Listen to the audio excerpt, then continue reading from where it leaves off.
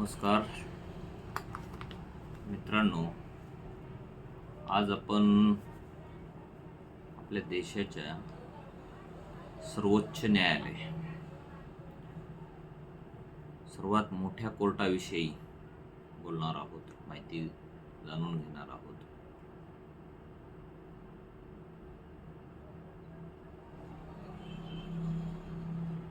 आपल्या भारतामध्ये जे काही सर्वोच्च न्यायालय आहे हे काही बरेच काळापासून अस्तित्वात नाही. ह्या सर्वोच्च न्यायालयाचा पण त्या ठिकाणी इतिहास आहे. त्या इतिहासाबद्दल आज आपण जाणून घेणार आहोत. तर मित्रांनो, मी ॲडव्होकेट अविनाश मधुकरराव निलंगेकर.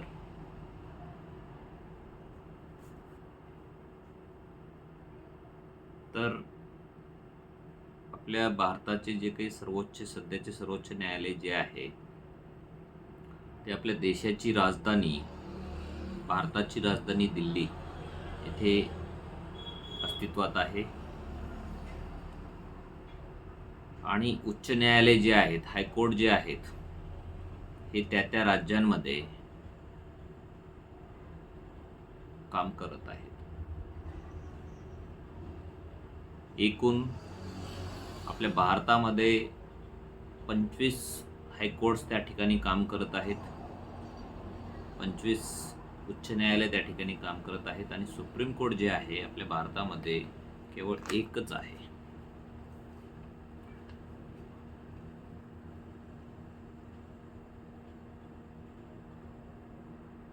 आपल्या भारतातील सुप्रीम कोर्टाचा इतिहास जो आहे तो इंग्रज काळापासूनचा आहे.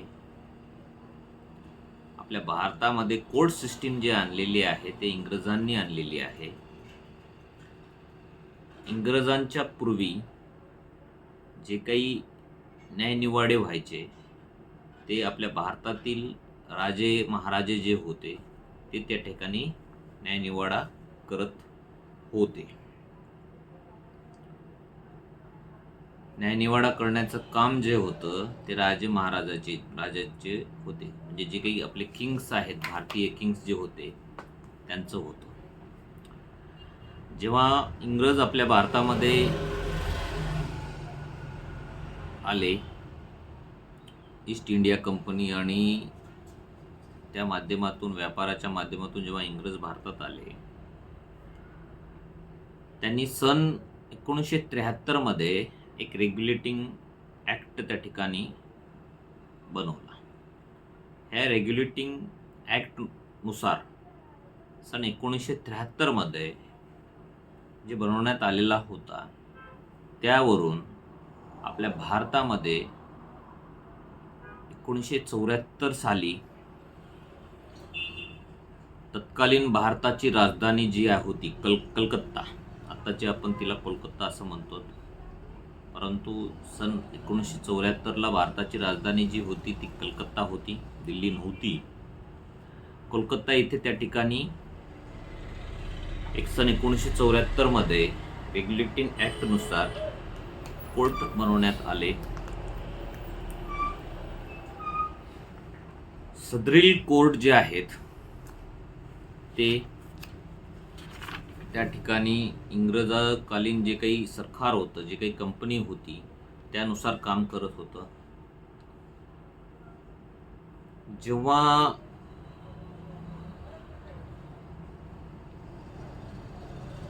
इंग्रज भारतात आले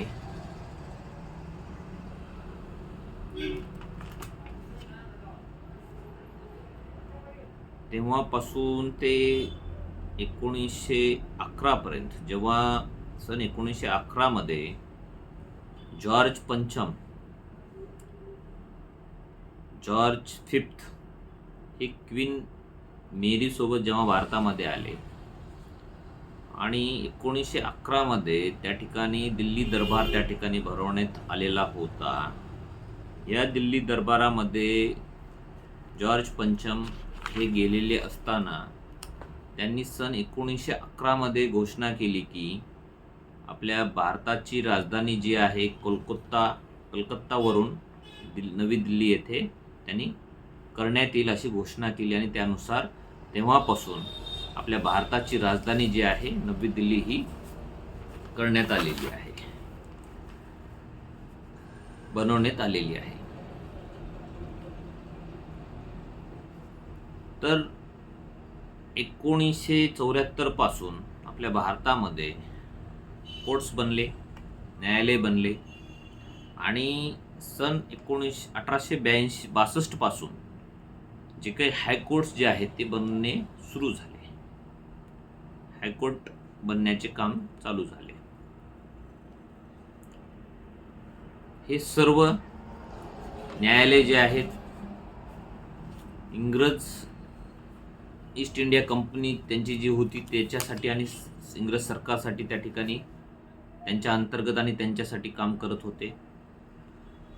परंतु सन 1935 मध्ये एक महत्त्वाचा बदल त्या ठिकाणी करण्यात आला. तो म्हणजे भारत शासन अधिनियम 1935 हा करण्यात आला आणि त्यानुसारच त्याच बेसवर आपलं संविधान बनण्याची प्रक्रिया त्या ठिकाणी चालू झाली. आणि ह्या सन 1935चा जो काही भारत शासन अधिनियम जे आहे त्याचं खूप महत्त्वपूर्ण भूमिका आहे हे संविधान निर्मितीमध्ये.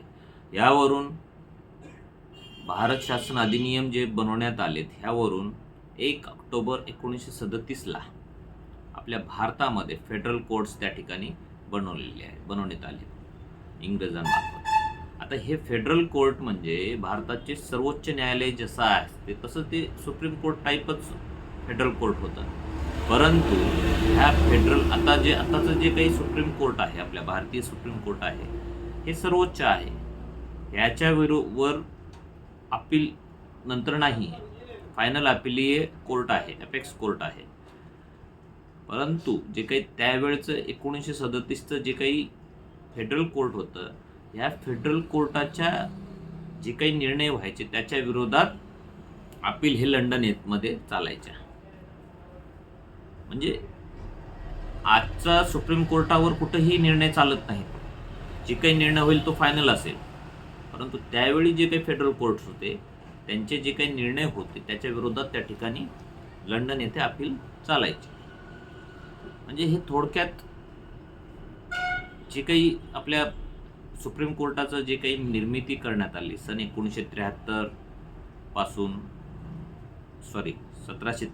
1774, 1935 आणि 1 ऑक्टोबर 1937 रोजी त्या ठिकाणी फेडरल कोर्ट बनवण्यात आले. हे आपल्या सुप्रीम कोर्टाचे बॅकग्राऊंड झालं थोडक्यात. आता आपलं जे काही आजचं सुप्रीम कोर्ट जे आहे, सर्वोच्च न्यायालय जे आहे, हे कधी अस्तित्वात आलं?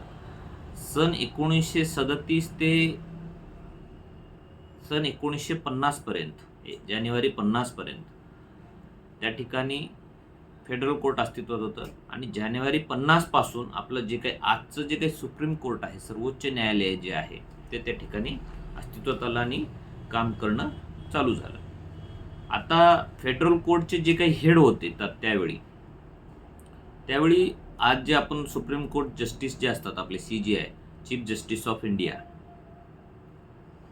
तसं त्यावेळी फेडरल कोर्टाचे हेड होते. शेवटचे जे हेड होते फेडरल कोर्टाचे ते होते हरिलाल जे कानिया म्हणून. यांनाच त्या ठिकाणी हिरालाल पण म्हणल्या जात होतं. हे शेवटचे हेड होते फेडरल कोर्टाचे. आणि जानेवारी 50 मध्ये जे काही आपलं भारताचं सुप्रीम कोर्ट अस्तित्वात आलं त्या सुप्रीम कोर्टाचे पहिले CJI, chief justice of India, मुख्य न्यायमूर्ती सर्वोच्च न्यायालय भारतचे हे पहिले न्यायमूर्ती आहेत, मुख्य न्यायमूर्ती आहेत. फेडरल कोर्टाचे शेवटचे आणि भारताचे पहिले CJI हिरालाल जे कानिया उर्फ हरिलाल हे चीफ जस्टिस होते. यांना शपथ जे देण्यात आली सन 1950 मध्ये आपले पहिले राष्ट्रपती डॉक्टर राजेंद्र प्रसाद यांनी त्यांना शपथ दिली पहिले CJI म्हणून. आणि आज जे आपले चीफ जस्टिस ऑफ इंडिया आहेत, शॉर्टली आपण DY चंद्रचूड म्हणतो. त्यावेळचे त्यांचे पूर्ण नाव धनंजय वाय चंद्रचूड. हे 50th CJI आहेत. यांना 9 नोव्हेंबर 2022 रोजी महामहिम राष्ट्रपती द्रौपदी मुर्मू यांनी त्या ठिकाणी शपथ दिलेली आहे. आता हे झाला थोडक्यात आतापर्यंतचा इतिहास. आता आपण माननीय सर्वोच्च न्यायालयाचे जे काही जजेसची नियुक्ती होते ते कसे बनतात यांच्याविषयी आपण माहिती घेऊ. याविषयी आपले भारतीय संविधान जे आहे आर्टिकल 124 मध्ये लिखित स्वरूपामध्ये आहे.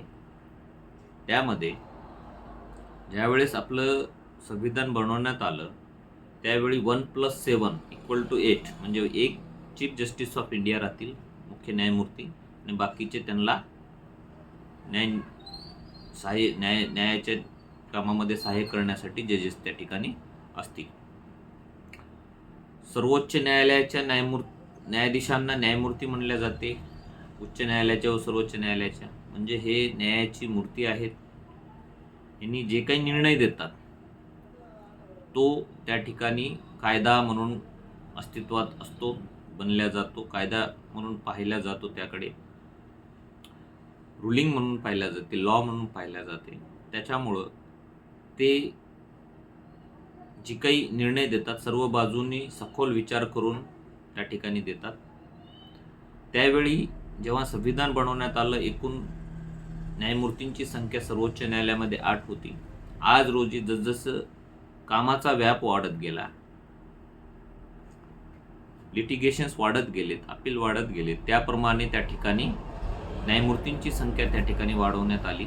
आज रोजी आपल्या सर्वोच्च न्यायालयामध्ये 1+33 असे एकूण न्यायमूर्ती कार्यरत आहेत, म्हणजे एकूण 34.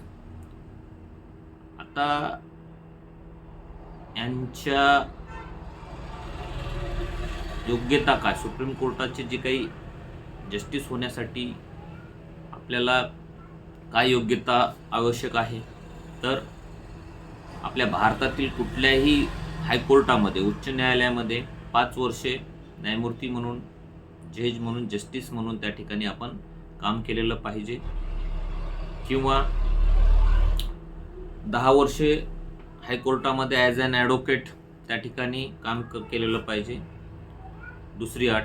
तिसरी, इलिजिबिलिटीसाठी जी काही क्रायटेरिया आहे ते माननीय महामहिम राष्ट्रपती यांच्या नजरेत जो कायदा पंडित आहे, कायद्याचं त्याला ज्ञान आहे असं त्यांना वाटते, त्यांनी त्या ठिकाणी त्या व्यक्तीस माननीय सर्वोच्च न्यायालयाचं त्या ठिकाणी न्यायमूर्ती म्हणून नियुक्ती करू शकतात. हे संविधानामध्ये लिखित स्वरूपात आहे. यांचे कार्यकाळ, माननीय सर्वोच्च न्यायालयाचा कार्यकाळ न्यायमूर्ती म्हणून कुठेही लिखित नाही, कारण त्यांचं रिटायरमेंट एज जे आहे ते 65 वर्ष आहे.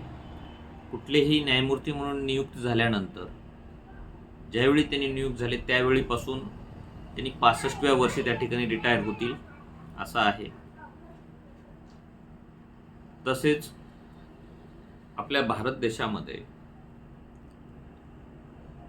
सर्वोच्च न्यायालयाचे जे काही महिला न्यायमूर्ती म्हणून आहेत, न्यायाधीश म्हणून आजपर्यंत काम केलेले आहेत, ते एकूण 11 आहेत. आणि आज रोजी प्रेझेंटमध्ये त्या ठिकाणी 3 न्यायमूर्ती, महिला न्यायमूर्ती त्या ठिकाणी काम करत आहेत सर्वोच्च न्यायालयामध्ये. पहिली भारताची माननीय सर्वोच्च न्यायालयाची न्यायमूर्ती, महिला न्यायमूर्ती, न्यायाधीश ही फातिमा बीवी ह्या होत्या, ह्या आहेत. ते 6 ऑक्टोबर 1989 रोजी त्यांची नियुक्ती त्या ठिकाणी करण्यात आलेली होती. आज रोजी जे काही प्रेझेंटमध्ये 3 महिला त्या ठिकाणी काम करत आहेत, त्यातील पहिल्या इंदू मल्होत्रा ह्या जे काही हायकोर्टामध्ये 10 वर्षे वकिली व्यवसायाचा अनुभवातून निवड करण्यात येणार होती, त्याच्यातून त्यांची निवड झालेली आहे. दुसऱ्या जे आज सिटिंग महिला न्यायमूर्ती म्हणून त्या ठिकाणी सर्वोच्च न्यायालयात काम करत आहेत इंदिरा बॅनर्जी, आणि तिसऱ्या जे आहेत भानुमती जस्टिस भानुमती ज्या आहेत ह्या पहिल्या महिला शेड्यूल कास्ट न्यायमूर्ती आहेत, ज्या की अनुसूचित जातीमधून येतात. आणि आपल्या भारताच्या पहिल्या महिला न्यायमूर्ती ज्या आहेत फातिमा बीवी या पहिल्या मुस्लिम न्यायमूर्ती आहेत. आता हे जे काही न्यायाधीश न्यायमूर्ती जे आहेत सर्वोच्च न्यायालयाचे आणि हायकोर्टाचे उच्च न्यायालयाचे, यांचे पगार किती आहे आणि यांची पगार कोण ठरवते? तर यांची पगार आपल्या भारताची संसद ही ठरवते. आणि आपले भारताचे सर्वोच्च न्यायालय जे आहे त्यांचे चीफ जस्टिस ऑफ इंडिया जे आहेत ते एकच असतात. त्यांची पगार 2,80,000 आहे. आणि उर्वरित जे 33 न्यायमूर्ती जे आहेत त्यांची पगार 2.5 म्हणजे 2.5 लाख आहे. आणि हायकोर्ट जे काही आपले 25 आहेत त्यांचे जे काही चीफ जस्टिस जे आहेत, मुख्य न्यायमूर्ती जे आहेत, त्यांची पगार ही 2.5 लाख. आणि उर्वरित जे काही न्यायाधीश आहेत, न्यायमूर्ती आहेत बाकीचे चीफ जस्टिस यांना सोडून, त्यांची जी पगार आहे ती 2.25 लाख.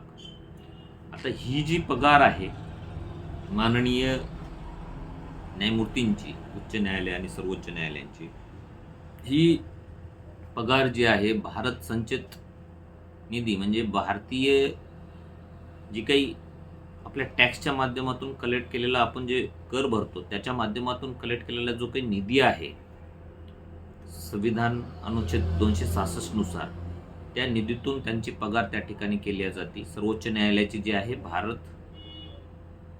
संचित निधीतून त्या ठिकाणी सर्वोच्च न्यायालयाच्या न्यायमूर्तींची पगार त्या ठिकाणी केल्या जाते.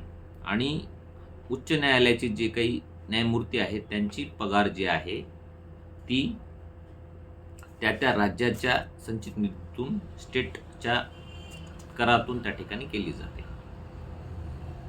आणि हे न्यायमूर्ती जेव्हा सेवानिवृत्त होतात तर सर्वोच्च न्यायालयाचे जे काही न्यायमूर्ती आहेत यांचे पेन्शन जे आहे ते भारत संचित निधीत याच्यातूनच केली जाते. आणि त्याचबरोबर जे काही उच्च न्यायालयाचे न्यायमूर्ती सेवानिवृत्त होत आहेत त्यांची निधी, त्यांचा पगार जो आहे राज्य संचित निधीतून केला जातो. स्टेट जे काही टॅक्स कलेक्ट केला जातो स्टेटचा त्याच्यातून केला जातो, परंतु त्यांची जी काही पेन्शन आहे ती पेन्शन भारत संचित निधीतून केला जातो. याचं मागचं कारण काय आहे तर बरेच न्यायमूर्ती जे आहेत, एकूण 25 उच्च न्यायालय आपल्या भारतामध्ये आहेत, त्यांचं ट्रान्सफर त्या ठिकाणी, बदली त्या ठिकाणी होत असती वेगवेगळ्या उच्च न्यायालयामध्ये. आणि एखादे उच्च न्यायालयाचे न्यायमूर्ती त्या राज्यातील उच्च न्यायालयात एक 6 महिन्याचा कार्यकाळ किंवा 3 महिन्याचा कार्यकाळ न्यायमूर्ती म्हणून केले असतील तर त्या राज्याचं म्हणणं असं आहे की यांनी तर आमच्याकडे इतका कमी काळ काम केलं न्यायमूर्ती म्हणून, आम्ही यांचं पेन्शन का द्यावं, हे असे प्रश्न उद्भवणेत. म्हणून त्यांचे जे काही पगार जे आहे ते राज्य निधीतून केला जातो आणि पेन्शन जे आहे माननीय भारत संचित निधीतून त्या ठिकाणी केल्या जातो. हे संविधानामध्ये लिखित स्वरूपात आहे. आपण कार्यकाळाविषयी त्या ठिकाणी परत बोलू. जी काही सर्वोच्च न्यायालयाचे न्यायमूर्ती जे आहेत यांचं कार्यकाळ जे आहे, रिटायरमेंट एज जे आहे 65 आहे.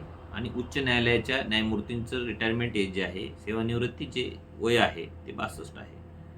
आता माननीय सर्वोच्च न्यायालयाचे न्यायमूर्ती जे आहेत त्यांना शपथ ही महामहिम राष्ट्रपती हे करतात. शपथ पण महामहिम राष्ट्रपतीच देतात आणि त्यांना जर राजीनामा द्यायचा असेल तो पण स्वीकृत माननीय महामहिम राष्ट्रपती त्या ठिकाणी करतात. आता माननीय उच्च न्यायालयाचे जे काही न्यायमूर्ती आहेत त्यांची नियुक्ती पण महामहिम राष्ट्रपती हे करतात, परंतु शपथ जे आहे महामहिम राष्ट्रपती त्या ठिकाणी त्यांना देत नाहीत, तर ते त्या राज्याचे राज्यपाल त्यांना शपथ देतात आणि जे काही राजीनामा आहे तो राजीनामा महामहिम राष्ट्रपतीकडेच त्या ठिकाणी द्यावा लागतो. आता 1950 पासून जेव्हा सर्वोच्च न्यायालय अस्तित्वात आलं भारतामध्ये, सुप्रीम कोर्ट अस्तित्वात आलं, 1950 पासून ते 1993 पर्यंत जे काही चीफ जस्टिस ऑफ इंडियाची निवड व्हायची, म्हणजे रिटायर्ड झाल्यानंतर किंवा राजीनामा दिल्यानंतर, ती राष्ट्रपती सल्लामसलत करून सर्वोच्च न्यायालयाचे न्यायमूर्ती असतील किंवा सरकारचे प्रतिनिधी असतील यांच्यासोबत सल्लामसलत करून त्या ठिकाणी निवड करत होते. 1950 पासून ते 1993 पर्यंत. सन 1993 मध्ये कॉलेजियम सिस्टीम आर्टिकल 143 नुसार त्या ठिकाणी आणण्यात आली. यामध्ये माननीय सर्वोच्च न्यायालयाचे वरिष्ठ न्यायमूर्ती 4 वरिष्ठ न्यायमूर्ती कॉलेजियम सिस्टीम मध्ये घेण्यात येऊन त्यांच्यासोबत चर्चा करून जे ज्येष्ठ आणि अनुभवी आहेत त्यांना त्या ठिकाणी चीफ जस्टिस ऑफ इंडिया म्हणून नियुक्त करण्यात येत होतं. सन 1998 मध्ये महामहिम राष्ट्रपतींनी असं कॉलेजियमला विचारलं की आपण जे काही नाव आमच्याकडे पाठवत आहात ते जर नाव आम्हाला मान्य नसेल, मला मान्य नसेल, राष्ट्रपतींना मान्य नसेल, तर त्या ठिकाणी पुनर्विचार करण्यासाठी आपण त्यासाठी काय करण्यात येईल. तर त्यावेळी कॉलेजियम सिस्टमचे जे काही न्यायमूर्ती होते त्यांनी असं सांगितलं, जर आम्ही नियुक्त केलेल्या नावापैकी आपल्याला ते नाव जर मान्य नसेल तर ते पुनर्विचार करण्यासाठी आपण आमच्याकडे ते नाव परत पाठवू शकता. पुनर्विचार केल्यानंतर जर आम्ही तेच नाव सुचवत असाल तर आपल्याला त्या ठिकाणी त्या व्यक्तीला चीफ जस्टिस ऑफ इंडिया म्हणून शपथ त्या ठिकाणी द्यावी लागेल. जेव्हा आताचं जे काही सरकार आहे हे सरकार सन ऑगस्ट 2014 मध्ये जेव्हा बहुमतामध्ये केंद्र सरकारमध्ये आलं, त्यावेळी लोकसभेमध्ये ऑगस्ट 2014 मध्ये आणि राज्यसभेमध्ये ऑगस्ट 2014 मध्ये असं बिल आणलं की एनजॅक म्हणजे नॅशनल ज्युडिशियल अपॉइंटमेंट कमिशन, जसं प्रत्येक राज्यामध्ये आणि केंद्रामध्ये आयोग आहेत, लोकसेवा आयोग, त्या माध्यमातून जे काही आपली नोकर भरती केल्या जाते किंवा अधिकारी भरती केल्या जाते, MPSC UPSC टाईप, त्याच टाईप एनजॅक म्हणून त्या ठिकाणी त्यांनी लोकसभेमध्ये कायदा पारित करून घेतला ऑगस्ट 2014 मध्ये आणि राज्यसभेमध्ये पण करून घेतला आणि डिसेंबरमध्ये महामहिम राष्ट्रपती यांच्याकडे पाठवण्यात आला. 1 जानेवारी 2015 मध्ये महामहिम राष्ट्रपती यांची त्या ठिकाणी सही झाली त्या कायद्यावर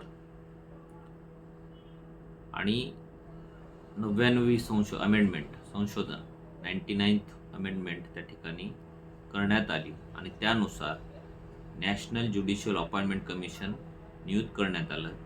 शॉर्टली फॉर्म इज एनजॅक, हे नियुक्त करण्यात आलं आणि ह्यानुसार सुप्रीम कोर्ट, हायकोर्ट न्यायमूर्तींची त्या ठिकाणी निवड करण्यात येईल असं त्या कायद्यानुसार ठरवण्यात आलं आणि हायकोर्टचे जे काही न्यायमूर्ती आहेत त्यांचे बदल्या, ट्रान्सफर्स हे पण त्या ठिकाणी करण्यात येतील असं ठरवण्यात आलं.